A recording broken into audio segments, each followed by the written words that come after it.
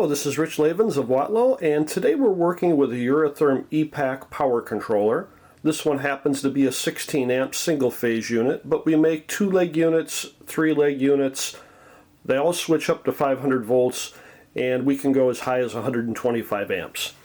So what we're going to do today is get into what we call configuration mode. So I'm going to zoom in a little bit on this.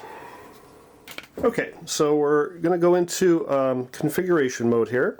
Zoomed in a little bit. So we have our buttons for page button, down button, up button, and enter button. So we're going to hit the page key, toggle it, until we get to go to, and then we're going to hit enter. And then by using the down or up keys, we want to go to config, enter. Now factory default on this is the number 3. So now we're in the configuration mode. I don't know if you heard it, but it made a click. So when you're in configuration mode, it actually shuts off the outputs as a safety. So this thing will not fire when it's in configuration mode. So now we're going to hit the page key. And here's our menu. So we have our comms menu. And if I hit the enter button, it'll open up all the parameters associated with communications. So IP mode, the address, the subnet mask, link speed, timeout, so forth. The page key also acts as the backup button at times. So now if we want to get out of comms, we'll hit page, backup, comes back to the main menu. Now we can go down to measurements, enter. Line voltage, frequency, voltage of the load, current of the load, and impedance of the load. Now we're going to back up again. Now we can go to adjust. Here's where you adjust for your nominal voltage, your nominal current, your nominal PV, your firing mode, and then there's some set point access, backlight display. So again, you can go through those, but we're going to back up. Here's our info list, enter, serial number, software version, passcodes.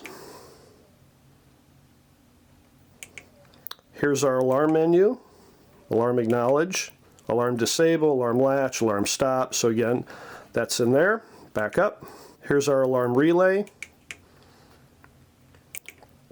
Our digital input status. This unit has 2 digital inputs. One is automatically tied to the enable or the firing block, and the other you can choose what you want to do with it. In my case, I have neither active. And then lastly, we'll go back to access, enter.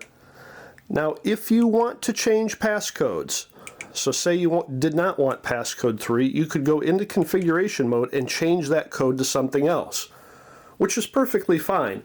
However, if you call tech support for some reason and they tell you to go to configuration mode and you change that passcode, we're going to tell you, hey, the factory default is 3.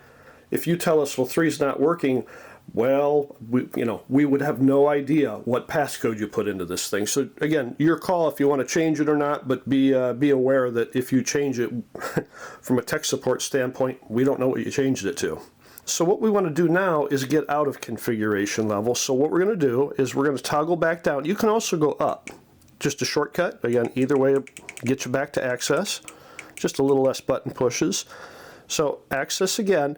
This time with that green square, if you leave it in the go-to area and hit it, now you can go back to different areas, config, engineer, operator. So in our case, we're going to go to operator and hit enter. The unit's going to reboot and pop back up, ready to run basically.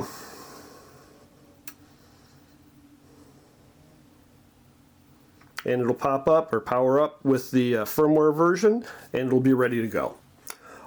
Most of this is easier to do if you can get on the iTools software, but totally your call. If you want to go through the buttons, that's how you enter config and some of the parameters within it.